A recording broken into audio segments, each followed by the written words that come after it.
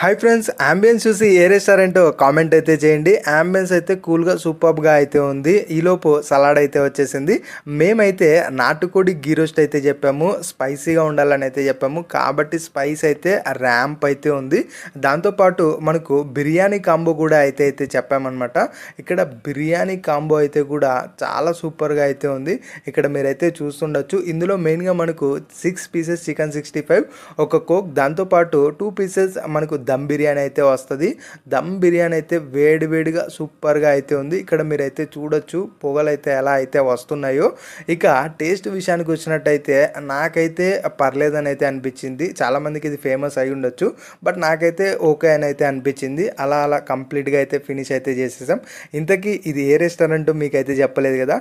ఇదైతే కృతింగా రెస్టారెంట్, ఎగ్జాక్ట్గా భరత్ నగర్ మెట్రో దాటిన తర్వాత పిల్లర్ నెంబర్ 907 పక్కనే ఉంటుంది. ట్రై అయితే చేయండి.